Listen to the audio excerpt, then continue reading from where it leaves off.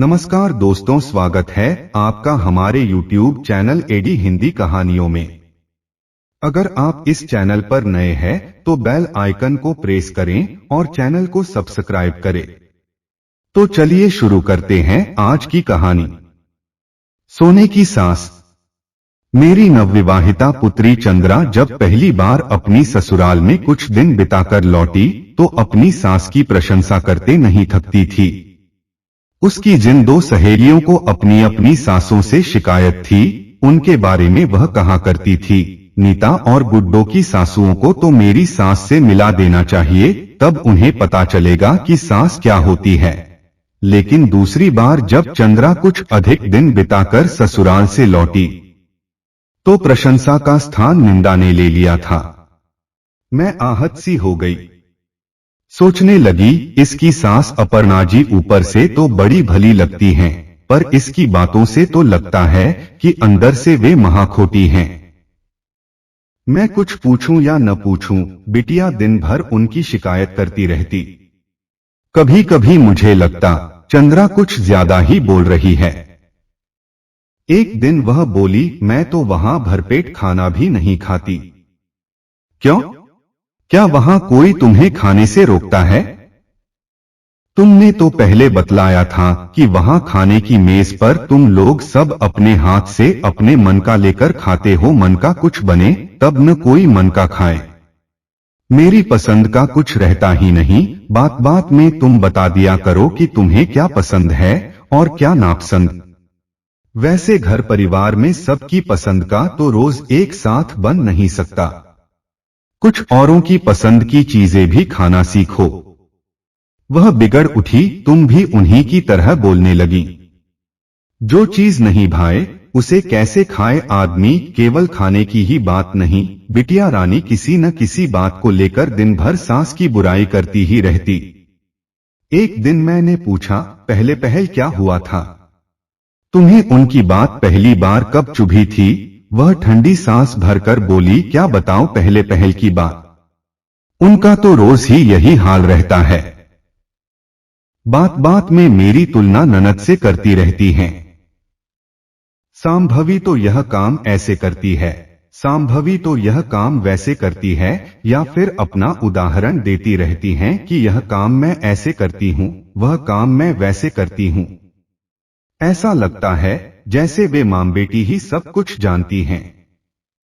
मैं तो जैसे कुछ जानती ही नहीं। कौन सा काम? क्या बताऊं, यदि मुझसे दाल में पानी कम या ज्यादा हो जाता है तो बड़ी मिठास से कहती हैं कि चंद्रा बिटिया, दाल में पानी नाप कर दिया करो, तब कमबेसी नहीं होगा। मैं और सांभवी तो हमेशा नाप कर पानी देते हैं। अच्छा मां बतलाओ, इससे क्या फर्क पड़ता है? अगर कभी पानी ज्यादा हो जाता है तो दाल बनने के बाद मैं ऊपर ऊपर का कुछ पानी निकाल कर फेंक देती हूँ, और यदि दाल गाढ़ी लगती है तो थोड़ा पानी और डाल देती हूँ। मैं धीरे से बोली, लेकिन ऊपर से पानी डाली हुई दाल में वह स्वाद नहीं आता बेटी। हाँ, यदि कभी गलती से दाल अधिक देर चढ़ी हुई रह गई और गाढ़ी हो गई तो ऊपर से पानी डालना ही पड़ता है। यह भी है कि किसी घर में दाल गाढ़ी खाई जाती है तो किसी घर के लोग पतली दाल पसंद करते हैं। तुम्हारी सास ठीक ही तो कहती हैं। आखिर दाल के अनुसार नाप कर पानी देने में हरज ही क्या है? सुनते ही चंद्रा बिगड़ उठी। गुस्से में भरकर बोली, तुम्हें तो उन्हीं की बात ठीक लगती है, तुम तो उन्हीं का पक्ष लिए जा रही हो। कहकर चंद्रा ने रोना शुरू कर दिया। मुझे लगा यह बात का बतंगड़ बना रही है, पर ससुराल से आई बिटिया को रुलाना भी तो अच्छा नहीं लगता। उसे खुश रखने के लिए मैं उसकी हां में हां मिलाने लगी। लेकिन जब भी ऐसी कोई बात सुनती तो मुझे लगता कि यह तिल का ताड़ बना रही है, फिर भी चुपचाप सुनते रहने की कोशिश करती। एक दिन उसने कहा, जानती हो मां, मेरी सास दूध की सारी मलाई निकालकर जमा करती रहती हैं। हाँ, तो मलाई खाना तो ठीक नहीं होता, उससे वजन ही बढ़ता है। इसलिए तो हम यहाँ बिना मलाई वाला दूध खरीदते हैं।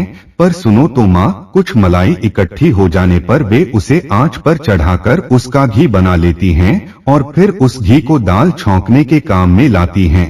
ठीक तो है, उतना घी खाना भी चाहिए। चंद्रा के चेहरे पर एक बार फिर पराजय मिश्रित क्रोध का भाव आया। फिर अपने को कुछ संयत करके बोली, माँ तुम उन्हें नहीं जानती, वे खाना बनाते बनाते उसे जूठा भी कर देती हैं। मतलब?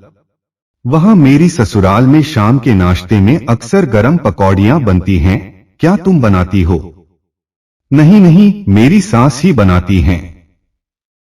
पर बनाते बनाते सबको देते देते बीच में कुछ पकौड़ियाँ तोड़कर ठंडी कर लेती हैं और जब कड़ाही में दूसरी पकौड़ियाँ सिंकती रहती हैं, तब वे तोड़कर ठंडी की हुई उन पकौड़ियों को मुंह में उछाल उछाल कर डालती हैं और चबाती खाती रहती हैं। बेटा, मुंह से हाथ सटाकर खाने से हाथ जूठा होता है और उस जूठे हाथ से छूने से कोई चीज जूठी होती है।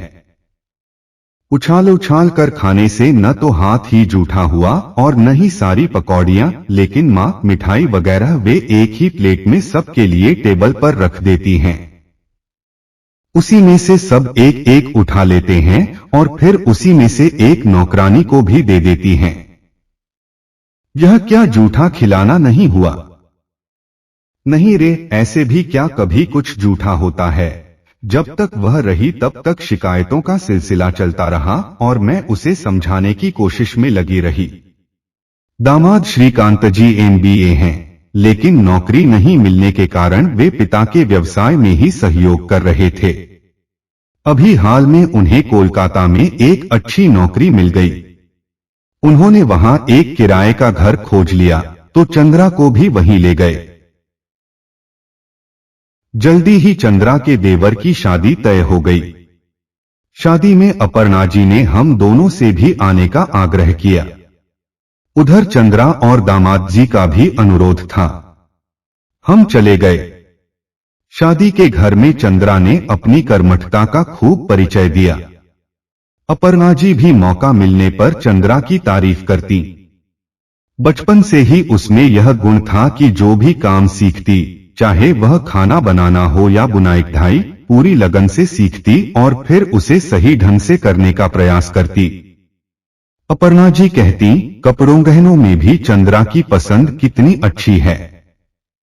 छोटी बहू को देने के लिए सारे कपड़े गहने इसी की पसंद से आए हैं। अपनी प्रशंसा सुनकर बिटिया रानी एक बार तो खुश हो जाती, पर फिर सास की कोई न कोई शिकायत मेरे कान में आकर कह जाती। खैर, विवाह अच्छी तरह संपन्न हो गया। सारे मेहमान चले गए, पर अपर्णा जी ने हमें 2 दिन और रोक लिया। एक दिन मैंने देखा चंद्रा नई बहू के पास बैठी सासू मां के विरुद्ध उसके कान भर रही है। बिटिया के डर से उसके सामने तो मैं कुछ नहीं बोल पाई, पर वह उठकर चली गई तो मैं उसकी देवरानी सुष्मिता से बोली, देखो बिटिया, तुम्हारी सास एक अच्छी महिला है। तुम किसी और की बातों में मत आओ। जब उनके साथ रहोगी तो खुद ही उन्हें समझ जाओगी। नई आई बहू सुष्मिता मेरी अचरज से देख रही थी कि मैं मां होकर भी अपनी ही बेटी के विरुद्ध बोल रही थी। चंद्रा और श्रीकांत जी को 2 दिनों के बाद कोलकाता लौटना था।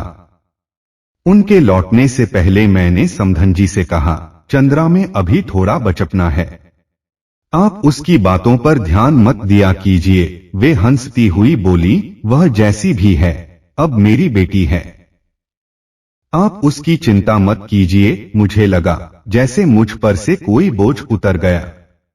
फिर सोचा, चंद्रा तो कोलकाता जा रही है और उसकी सास यहां रहेंगी, धीरे धीरे संबंध खुद ब खुद सुधर जाएंगे।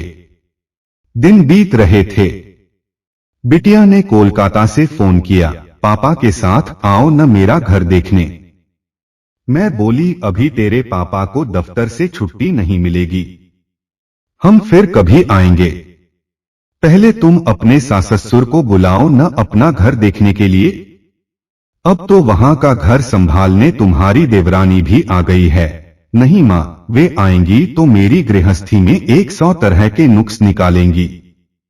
मैं नहीं बुलाऊंगी उन्हें। अरे बिटिया रानी, कैसी बात कर रही हो? वे आखिर तुम्हारे पति की मां हैं। हुमा, तुम नहीं जानती कैसे पाला है उन्होंने इनको, तुम्हें पता है। वे इन्हें बासी रोटियों का नाश्ता कराकर स्कूल भेजती थीं। अरे पगली, बासी रोटियों का नाश्ता करने में क्या बुराई है? राजस्थानी घरों में बासी रोटियों का नाश्ता ही किया जाता है। बचपन में हम भाई बहन भी बासी रोटियों का नाश्ता करके ही स्कूल जाते थे। सच कहूं तो मुझे तो अभी भी बासी रोटियां खूब अच्छी लगती हैं, पर तुम्हारे पापा बासी रोटियां नहीं खाना चाहते, इसीलिए यहाँ नाश्ते में ताजा रोटियां बनाती हैं। एक यही बात नहीं, और भी बहुत बातें हैं। फोन पर क्या क्या बतलाऊं? सुनो चंद्रा, कोई भी मां बाप अपनी संतान को अपने जमाने के चलन और अपनी सामर्थ्य के अनुसार बेहतर से बेहतर ढंग से पालना चाहता है। तुम फिर उन्हीं का पक्ष लेने लगी। अच्छा, बाद में मिलने पर सुनूंगी और सब। अभी फोन रखती हूँ। श्रीकांत जी के आने का समय हो रहा है, तुम भी चाय नाश्ते की तैयारी करो, कहकर मैंने फोन रख दिया। समझ में नहीं आ रहा था कि कैसे समझाऊं अपनी इस नादान बिटिया को। जमाई जी भी ऐसी बातें क्यों बताते हैं इस नासमझ लड़की को। कुछ दिनों बाद आखिर अपर्णा जी अपने बेटे भू के घर गईं। जितने दिन वे वहां रहीं, शिकायतों का सिलसिला थमा रहा। सासू जी वापस गईं, तब चंद्रा और श्रीकांत जी भी उनके साथ गए, क्योंकि वहां एक चचेरे देवर का विवाह था। उसके बाद जब चंद्रा लौटी तो फिर उसकी शिकायतों का सिलसिला शुरू हो गया। एक दिन कहने लगी, मां तुम्हें पता है मेरी सासू जी मेरी देवरानी को कितना दबा कर रखती हैं। मैं चौंकी, लेकिन वे तो फोन पर तुम्हारी और तुम्हारी देवरानी की भी सदा तारीफ ही किया करती हैं। तारीफ कर कर के ही तो उस बेचारी का सारा तेल निकाल लेती हैं। देखो बिटिया, गृहस्थी में काम तो सभी के घर रहता है। तुम्हारी दो जनों की गृहस्थी में भी काम तो होंगे ही। वह चिढ़कर बोली, उन्हें प्यारी भी तो वही लगती है। असल में जो पास रहता है वही प्यारा भी लगता है। दूर वाला तो मन से भी दूर हो जाता है। क्या कह रही हो चंद्रा? मां बाप के लिए तो उनके सभी बच्चे बराबर होते हैं। वैसे मुझे तो लगता है कि दूर रहने वालों की याद मां बाप को अधिक सताती है। उसने कहा, अच्छा छोड़ो यह सब। अब बतलाओ तुम लोग कब आ रहे हो? तुम्हारे पापा से बात करती हूँ। आखिर हमने चंद्रा के यहाँ जाने का कार्यक्रम बना ही लिया। वहां जाकर 4 से 5 दिन तो ठीक ठाक गुजरे। उसके बाद देखा कि वह हमेशा श्रीकांत जी पर रोब जमाती रहती। जब तब मुंह फुलाकर बैठ जाती। वे बेचारे खुशामद करते, आगे पीछे घूमते रहते। उसके झगड़े की मुख्य वजह होती थी कि वे दफ्तर देर से लौटते समय उसका बताया सामान लाना क्यों भूल गए, या देर से क्यों आए, अथवा अमुक काम उसके मन मुताबिक क्यों नहीं किया। हम लोग उसे समझाने की कोशिश करते कि नौकरी वाले को तो काम अधिक होने की वजह से देर हो ही जाती है, इसमें उनका भला क्या दोष। घर आने की हड़बड़ी में कभी कभी बाजार का भी कोई काम छूट सकता है। इस बात के लिए इतना गुस्सा करना भी ठीक नहीं। लेकिन श्रीकांत अपने भुलक्कड़ स्वभाव से मजबूर थे, तो वह अपने गुस्सैल स्वभाव से एक दिन मैंने उसे फिर समझाना चाहा, तो वह बिगड़कर बोली, अब तुम भी मेरी सास की तरह बातें करने लगी। वे हम दोनों के बीच पड़ती हैं तो मुझे एकदम अच्छा नहीं लगता। जैसे मैं तुम्हारी मां हूं, वैसे ही वे दामाद जी की मां हैं। बच्चों को आपस में लड़ते झगड़ते देखकर मां बाप को तकलीफ तो होती ही है।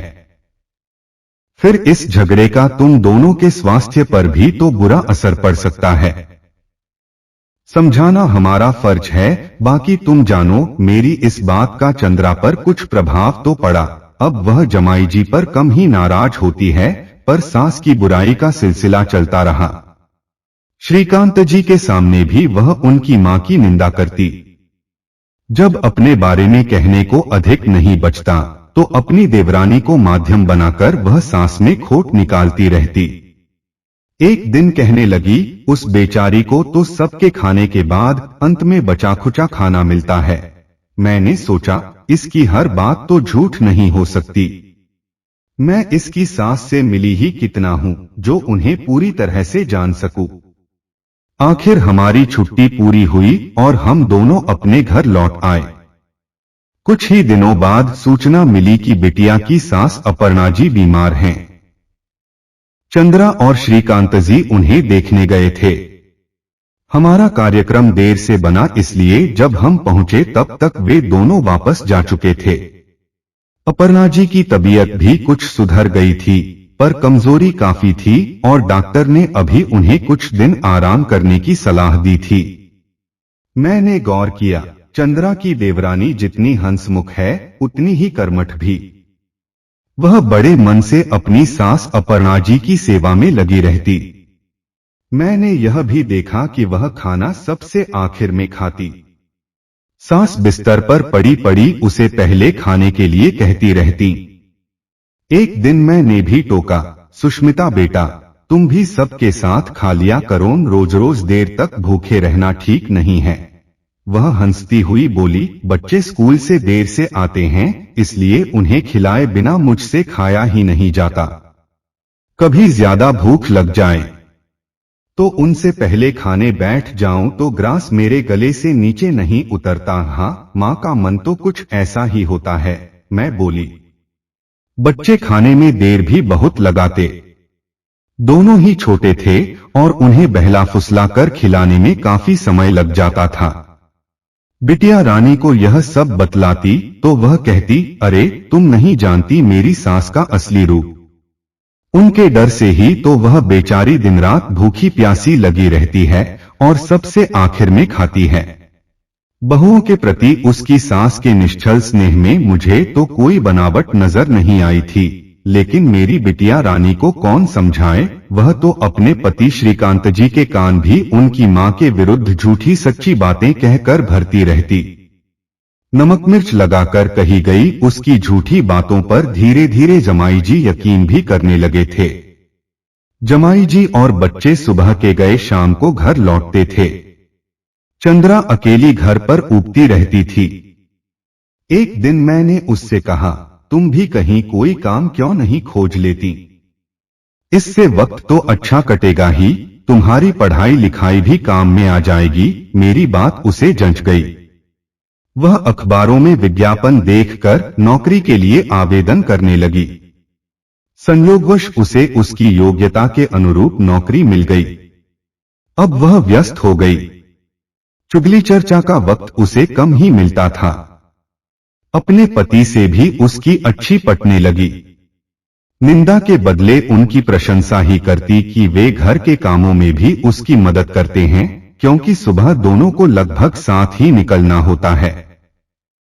मुझे लगा अब उसका सास शिकायतनामा भी धीरे धीरे बंद हो जाएगा, लेकिन इस बार बड़े दिनों की छुट्टियों में वह ससुराल जाकर लौटी तो शिकायत का एक नया सूत्र मिल गया था। फोन उठाते ही बोली, जानती हो मम्मी, मेरी देवरानी भी पढ़ी लिखी है। चाहे तो वह भी घर से बाहर कहीं कोई काम कर सकती है, पर उसे कोई घर से बाहर कुछ नहीं करने देगा। वह बाहर जाएगी तो मम्मी जी की गृहस्थी का बोझ भला कौन ढोएगा। मैंने हाहू करके फोन रख दिया। सोचा अब तो उस गृहस्थी में देवर देवरानी के बच्चों का ही अधिक काम रहता है, जिसमें अपर्णा जी भी दिन भर छोटी बहू के साथ घर के कामों में लगी रहती हैं। चंद्रा के ससुर जी बच्चों का होमवर्क ही नहीं करवाते, अपितु उन्हें स्कूल बस तक पहुंचाने और वापस लाने का काम भी वे ही करते हैं। साथ ही सब्जी, राशन आदि लाने का बाहरी काम भी तो वे ही किया करते हैं। लेकिन मेरी बिटिया रानी कहाँ कुछ सुनने समझने के लिए तैयार थी। अचानक मेरे पति का तबादला चंद्रा की ससुराल के शहर में ही हो गया। अब तो उनके घर आना जाना लगा ही रहता। एक दिन मैंने सुष्मिता से पूछा, तुम भी तो पढ़ी लिखी हो, क्या तुम्हारा घर से बाहर कोई काम करने का मन नहीं करता? वह हंसी, मौसी जी, अभी तो मेरे बच्चे बहुत छोटे हैं, नौकरी करने से ज्यादा जरूरी है उनकी देखभाल करना। फिर अभी इन्हें जितना वेतन मिल रहा है वह काफी है, उससे अधिक की तो अभी दरकार नहीं। और फिर ये शाम को अपनी छुट्टी के बाद पापाजी के बिजनेस में भी उनकी मदद करते हैं। बच्चों को तो एकदम समय नहीं दे पाते। मैं भी यदि नौकरी में व्यस्त हो जाऊं तो बच्चों का ख्याल कौन रखेगा। यूं तो मांझी भी मुझसे कहती रहती हैं कि यदि मेरा भी नौकरी करने का मन हो तो मैं कर सकती हूं, वे घर और बच्चों को संभाल लेंगी। पर सच कहूं मौसी जी, अभी तो घर से बाहर कुछ करने का मेरा जरा भी मन नहीं है। हाँ, जब बच्चे बड़े हो जाएंगे तब अगर मन होगा तो देखा जाएगा। चंद्रा को मैंने सुष्मिता की ये बातें बतलाईं तो वह कुछ मानने को तैयार ही नहीं हुई, बस अपना ही राग अलापती रही।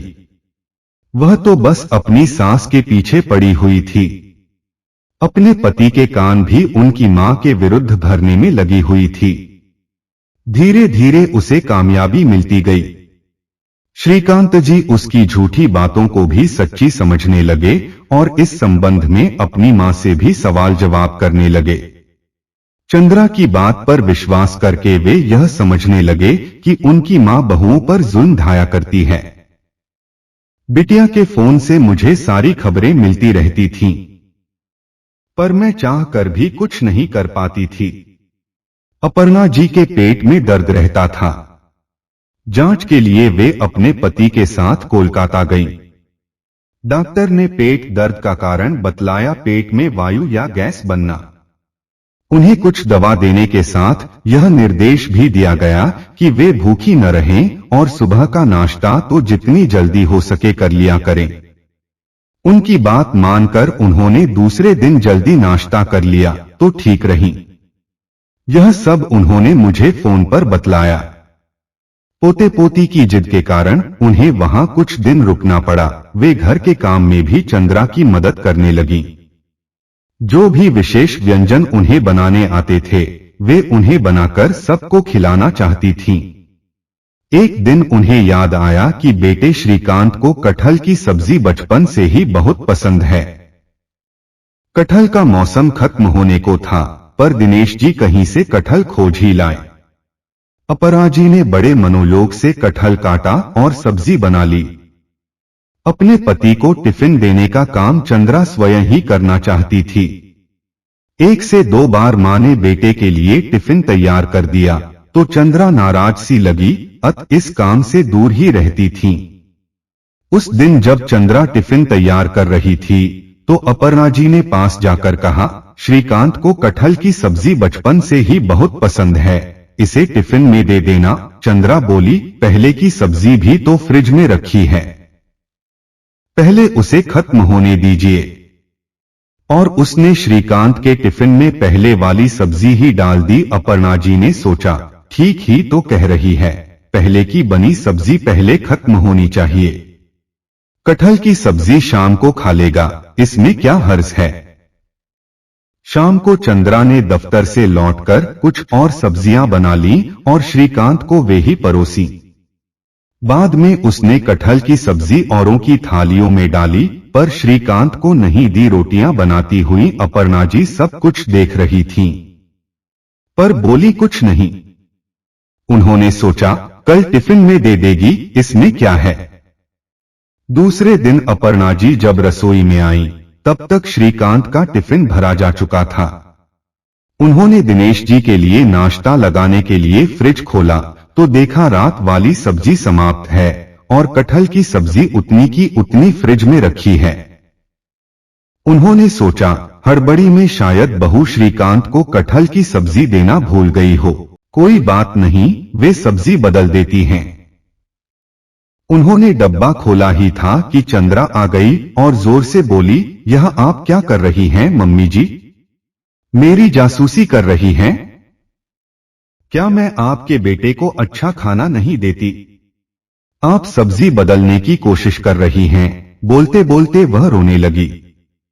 शोर सुनकर श्रीकांत आ खड़ा हुआ।